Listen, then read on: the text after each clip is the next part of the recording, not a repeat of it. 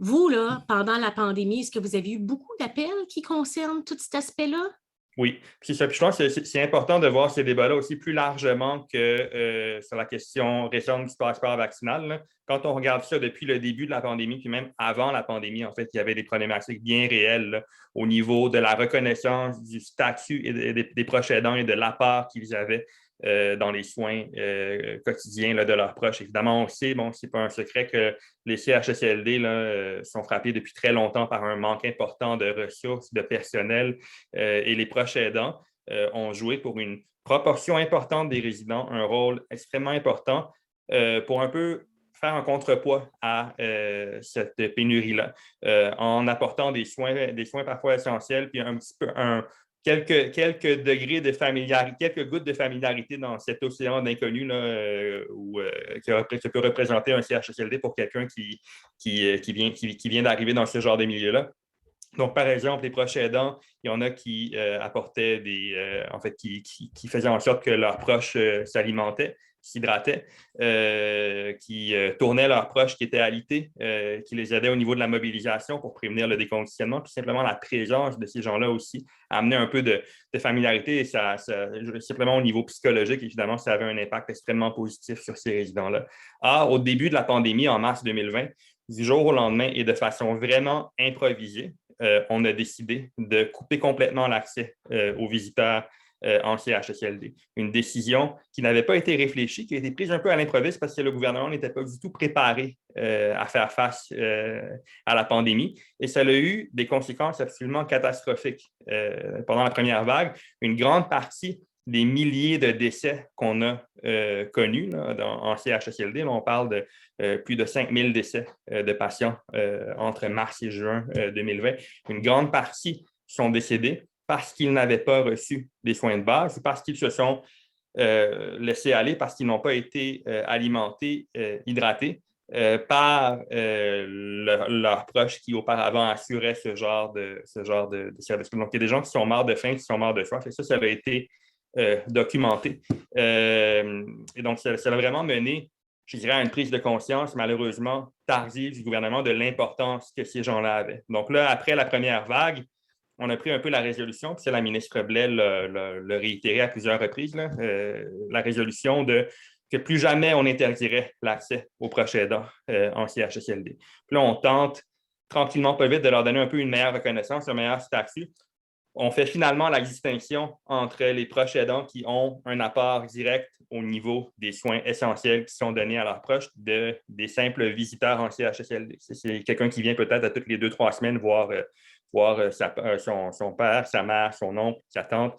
C'est une chose. Mais des gens qui viennent à chaque jour et qui ont un apport dans la prestation de soins, ces gens-là sont aussi importants, sinon plus, que les membres du personnel parce que leur présence peut avoir une différence fondamentale au niveau du bien-être, au niveau de l'intégrité et de la santé de leurs proches.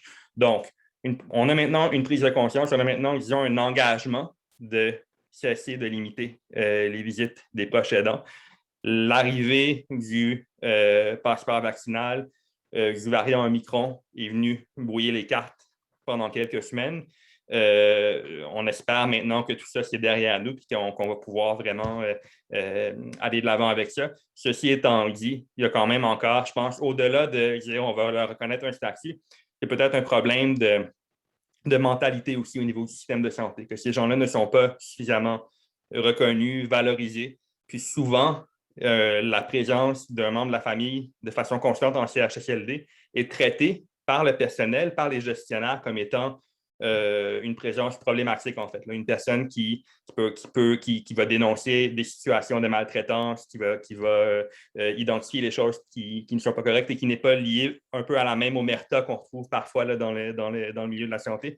Donc, ça, c'est quelque chose qui peut déranger, je pense, et qui devrait vraiment continuer à être, en fait, qui devrait faire l'objet de changements encore là, dans l'avenir. Est-ce que c'est la première fois, à votre connaissance, qu'on restreint comme ça l'accès aux proches aidants, justement à leur famille dans des CHSLD ou des résidences pour aînés? Est-ce que c'est vraiment la pandémie qui est la première situation où là, on a vraiment restreint? Ou même avant, comme vous dites, vu que peut-être les établissements n'aimaient pas tant la visite des proches aidants pour des raisons comme ce que vous avez expliqué, il y avait déjà cette espèce de restriction-là, mais beaucoup moins importante. Oui, mais c'est ça, effectivement. C'est la première fois qu'on le fait de façon aussi systémique que ça. Ouais. Ce qu'on voyait surtout avant, c'était davantage un peu des restrictions employées comme une mesure punitive, une mesure de représailles, de dire essentiellement, bon, ben, telle personne a eu un comportement inapproprié, un comportement agressif, donc on va couper on va l'interdire de visiter ou encore on va permettre de visiter seulement dans un cas très, très, très restreint, ce qui avait évidemment un effet très préjudiciable pour la personne hébergée en CHSLD. On a vu plusieurs cas comme ça. Certains étaient peut-être justifiés. La majorité des cas, personnellement, que j'ai vus avant la pandémie ne l'étaient pas, constituaient, selon moi, vraiment de l'abus de pouvoir, c'est-à-dire de dire essentiellement, bon, mais on met tout en place pour démontrer finalement que la direction a le gros bout du bâton, puis que finalement, la personne n'a pas intérêt à être trop revendicatrice, à être trop insistante pour faire valoir les droits de son proche. Ça, je pense justement que c'est un autre problème un peu, c'est qu'il n'y a pas vraiment une personne qui est confrontée à ce genre de situation-là a des recours quand même très limités, là, à part de s'adresser aux tribunaux.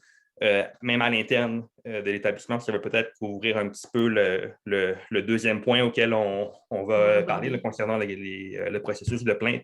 Mais les recours, malheureusement, des usagers dans ce genre de situation-là sont très limités.